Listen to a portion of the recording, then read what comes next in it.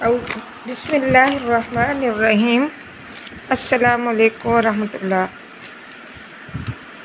मेरे प्यारे दीनी इस्लामी बहन भाइयों, माओ बेटियों, मेरे चैनल उम्मे अस्दुल्ला में खुश आमदीद। और अल्लाह तबारक व तआला आप तमाम इस्लामी दीनी इस्लामी बहन भाइयों, माओ बेटियों को इस दुनिया की तमाम खुशियाँ नसीब फरमाए और अता फरमाए, और तमाम तकालीफ और परेशानियों से अल्लाह तबारक व तआला आपको अपने हिफ्ज़ अमान में रखे। तो मेरी बहनियों, वीडियोज़ को सुना करें और ये तारीख़ी बयान और अहल बैत अतहार के ये रोशदो हिदायत के बयान हैं और आप इसको सुना करें। नहमदुहु व नुसल्ली अला रसूलिल करीम, अम्मा बाद, फ़ाऊज़ु बिल्लाहि मिनश शैतानिर रजीम।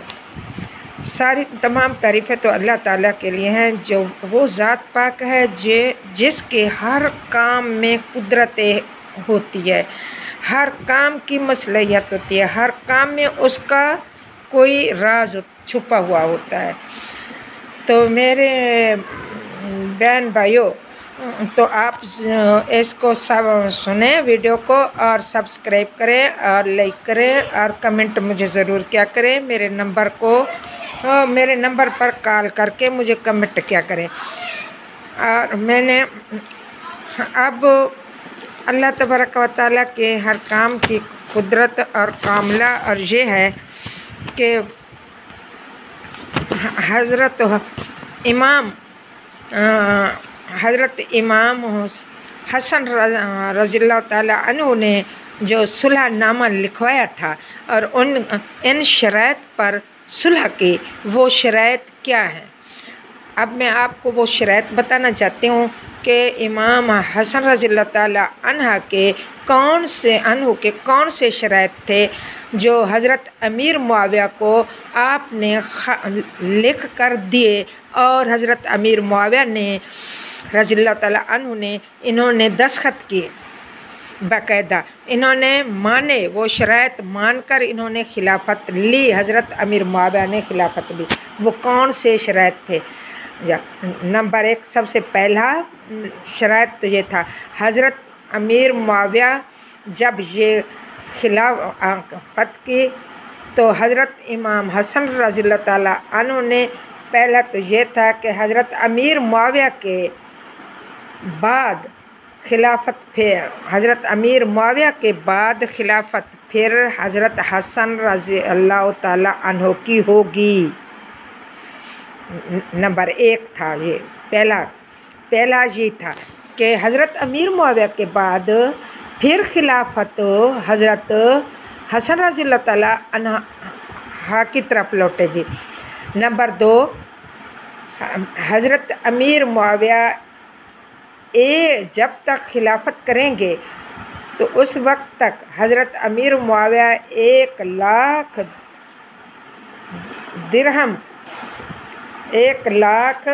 दिरहम सालाना हज़रत हसन रज़ियल्लाहु ताला अन्हु को अदा करेंगे। नंबर 3 और अहले मदीना और इराक़ से हज़रत अली के ज़माना के मुतअल्लिक़ किसी शख्स से भी कोई मुआख़ज़ा मुतालबा न किया जाएगा। नंबर 4 अहले बैत अतहार की इज़्ज़त और आबरू और माल जान की हिफाजत की जाए। तो हज़रत अमीर मुआविया ने इन तमाम शर्तों को, ये तमाम शर्तें मंजूर कर ली।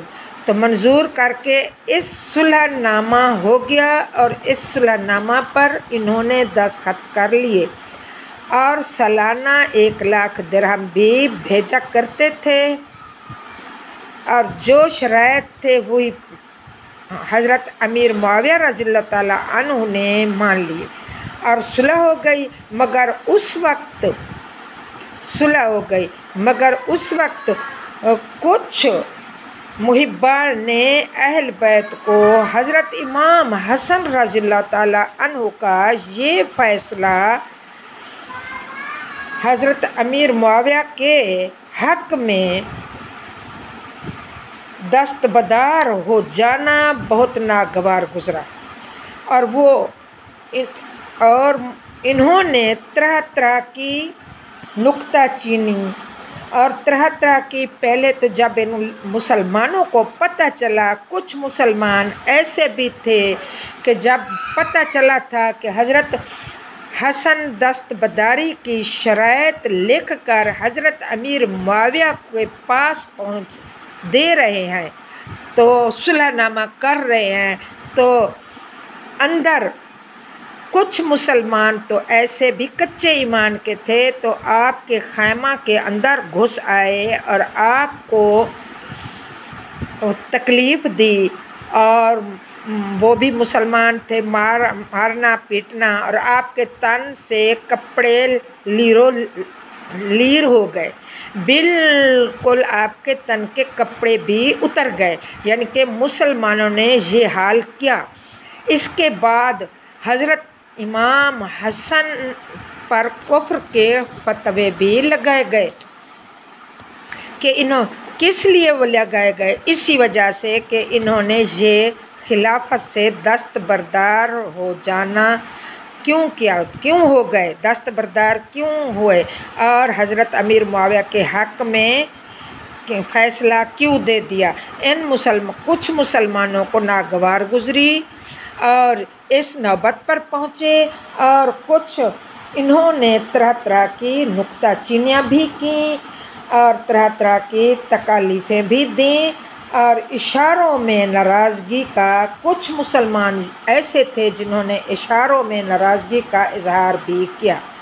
और शायद मौजूदा दौर के कुछ मुसलमान भी इन्हीं लोगों के नक्शे कदम पर चलते हुए हज़रत इमाम हसन के इस हुस्ने अमल को अच्छी निगाह से नहीं देखते थे। हालांकि हज़रत हसन रज़ियल्लाहु ताला अन्हु की मुसलमानों के लिए, ये मुसलमानों की दो जमातों को खौफनाक जंग से बचाने के लिए, इस्लाम की बुनियादों को कायम कर रखने के लिए और दीन में फितना फसाद को रोकने के लिए आप इमाम हसन रज़ियल्लाहु ताला अन्हु ने ये फ़ैसला किया। ये एक बहुत बड़ी कुर्बानी थी मुसलमानों के लिए जो इन्होंने दी, बहुत बड़ा एसार था, और ये एक बहुत बड़ी सखावत थी। और इसलिए कि वो दुनिया की किसी सल्तनत के हुक्मरान नहीं थे, बल्कि वो खिलाफत इस्लामिया के अलंबरदार थे और हुकूमत इलाहिया के मुस्निद नशीन थे। वो खलीफातुल मुस्लिमीन भी थे और अमीरुल मोमिनीन भी थे। इसलिए वो नहीं चाहते थे कि दुनिया परस्त हुक्मरानों की तरह अपनी खिलाफत को कायम रखे बैठा रहूं और मुसलमानों का कत्ल आम करवाता रहूं, दीन में फितना फसाद बर्पा होता रहे। और इस्लाम की वो, और ये भी समझते थे ये हालात होता रहा, ये ऐसे हालात चलते रहे तो इस्लाम की मुसलमानों का कत्ल आम भी नहीं होगा, बल्कि इस्लाम की बुनियादें भी कमज़ोर होंगी, ये कमज़ोर हो जाएंगी। ये तो ठीक है कि आपको ज़हर दिया गया, आपकी वफ़ात का सबब भी यही ज़हर था, लेकिन ये सही नहीं है कि ज़ाहिर देने में हज़रत अमीर मुआविया रज़ियल्लाहु ताला अन्हु का हाथ हो। और ये सारा मामला, ये सारे का सारा उन्होंने किया, और मुसलमानों ने बहुत तकालीफ़ें भी पहुंचाई। और आप पर सबसे पहला फतवा कुफ्र का इमाम हसन रज़ी अल्लाह ताला अन्हो पर लगाया गया। क्यों लगाया गया? इसी बिना पर लगाया गया। यही फैसला उन्होंने किया कि उन्होंने क्योंकि अपने यही फैसला किया उन्होंने क्योंकि अपने ये फैसला उनके लिए बरहक था। और मुसलमानों का ये जंग बहुत छिड़ी हुई थी। मुसलमान रोज़ाना एक दूसरे का एक मुसलमान होकर एक दूसरे को कत्ल कर रहे थे, एक दूसरे को शहीद कर रहे थे। तो आपने ये सोचा कि ये फैसला, ये दो जमातें सियासती बन गई। जब सियासत शुरू हो जाती है तो फिर फितना फसाद बढ़ जाता है। तो आपने अपने मुसलमानों की जानों की खातिर, आपने अपने सहाबा की खातिर, आपने अपने अल्लाह ताला के दीन इस्लाम की खातिर ये सब मामलातों को देखकर आपने ये फ़ैसला किया खिलाफत का, हज़रत अमीर मुआविया के हक़ में दस्तबरदार हो जाने का फ़ैसला कर दिया कि मैं दस्तबरदार हो जाऊं। क्योंकि इसमें एक बार इसमें ये भी था कि जैसा कि हदीस में है कि हदीस में आता है मन क़ातला मुमिनन मुतअम्मदन फजज़ाउहु। तो इसमें है कि अल्लाह तबारक व तआला मोमिन की के कत्ल, मोमिन एक दूसरे को मारेंगे तो ये अच्छा नहीं समझते। तो फिर आप सल्लल्लाहु अलैहि वसल्लम ने ये भी बता दिया था हाज़ा सय्यदी युस्लिहुल्लाहु अला यदैहि बैना फितनातैन, के मेरा बेटा हसन सैयद है, सरदार है, जिसके हाथों अल्लाह ताला दोनों मुसलमान दो जमातों के दरमियान सुलह कराएगा।